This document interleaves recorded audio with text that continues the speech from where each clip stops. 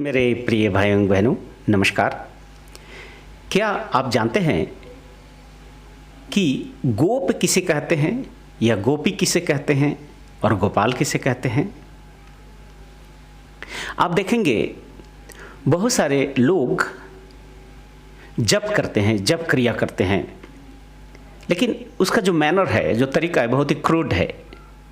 जैसे माला को हाथ में लेके जप करते रहते हैं। और वो जप कैसा होता है? जैसे एक तोते को हम सिखा दिए कि भाई राम राम राम राम कृष्ण कृष्ण जप करो। तोते को ये नहीं पता है कि उस राम का अर्थ क्या है और कृष्ण का अर्थ क्या है।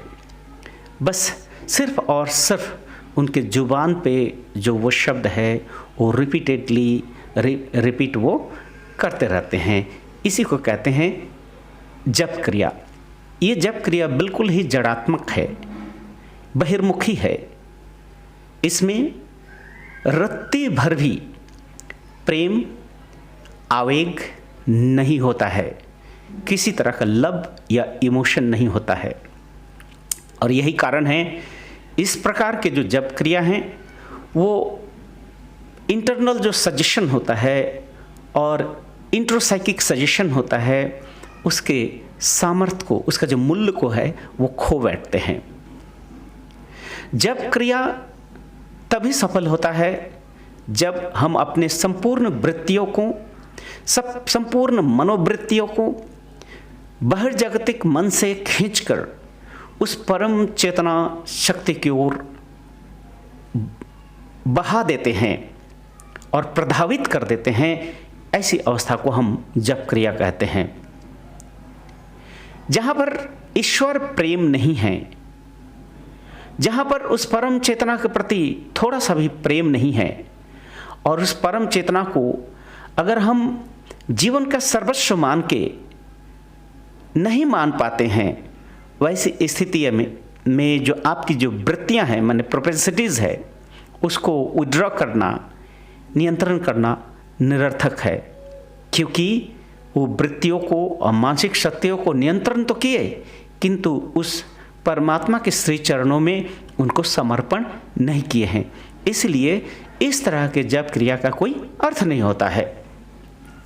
ठीक उसी प्रकार ध्यान क्रिया क्या होता है कि ध्यान is withdrawing the mental propensities from all extroversive entities, अर्थात बाहरी दुनिया से सारे जो मन की प्रवृत्तियां उसको खींच लेते हैं और सबको कलेक्ट कर लेते हैं, जमा कर लेते हैं। और वो जो कलेक्टिव जो मेंटल फोर्स है उसको जब जो वृत्तियां हैं उसको जब हम धीरे धीरे परम चेतना की ओर बढ़ा देते हैं, वही है ध्यान क्रिया। अगर ईश्वर प्रेम नहीं है तो वो जो मन की गति है वो कहाँ जाएगी? Where there is no love, the mind will not run after him. So ध्यान also become meaningless. ऐसी अवस्था में इस प्रकार की ध्यान ईश्वर प्रेम के बिना, ईश्वर के प्रति आवेग के बिना निरर्थक हो जाता है।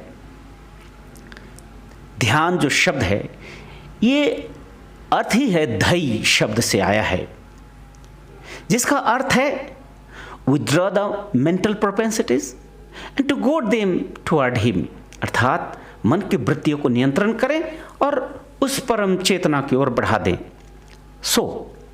अगर मनुष्य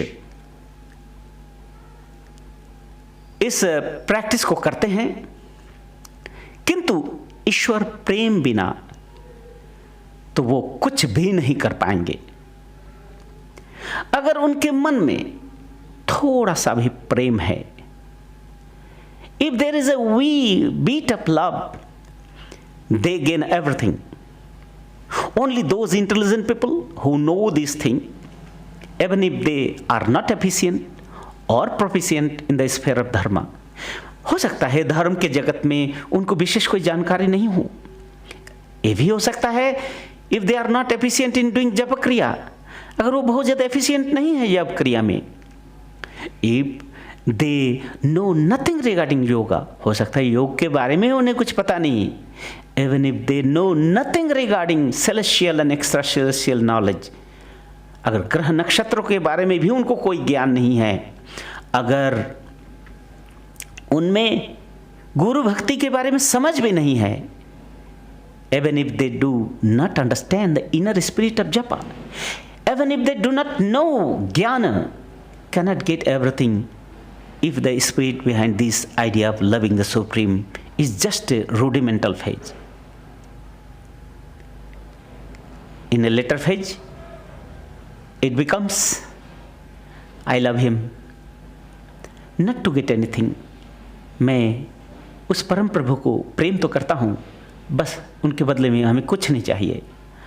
I love him because I get pleasure in loving him. उन्हें प्रेम करने से मुझे आनंद मिलता है। And for no other purpose, दूसरा कोई उद्देश्य नहीं है।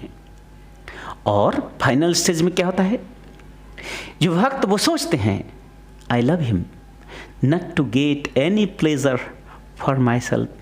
अपने आनंद पाने के लिए मैं उनसे प्रेम नहीं करता हूँ, मैं उनसे प्रेम करता हूँ क्योंकि I want my love to give him pleasure. उन्हें मैं आनंद देना चाहता हूँ, मैं अपने अंतर देवता को खुश करना चाहता हूँ, बस वो आनंद में रहें, इसलिए मैं उन्हें प्यार करता हूँ। ये दैट इज प्योरली यूनिलेटरल, एकदम यूनिलेटरल है। ये कोई रेसिप्रोकल नहीं है, यहाँ पर कोई व्युत्क्रम नहीं है। Where there is the idea of reciprocity, it is not devotion. जहाँ पर इस तरह के लेन देन की भावनाएं हैं,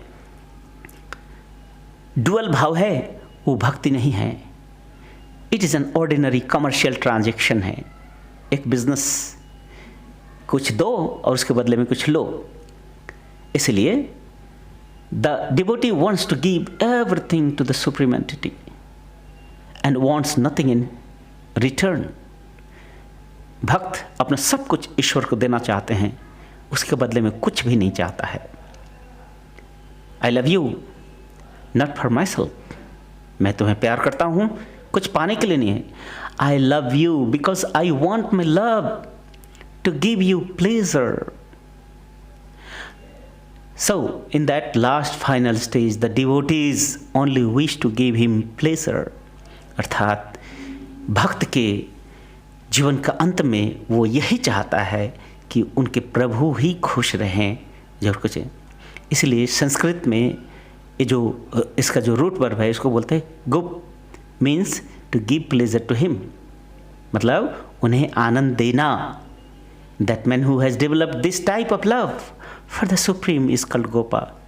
इस तरह का निस्वार्थ निष्काम प्रेम जब ईश्वर से होता है, उसी को कहा जाता है गोप। अर्थात गोपयति यह सह गोपय, अर्थात जो ईश्वर को आनंद देते हैं वही गोपी है, और उस गोपियों के जो संरक्षण करता है वो है गोपाल। तो इसीलिए भक्तों के लिए क्या है, भक्तिर भागवत सेवा, भक्तिर भागवत सेवा, भक्तिर आनंद रूपाचा, भक्ति भक्तस्य जीवनम।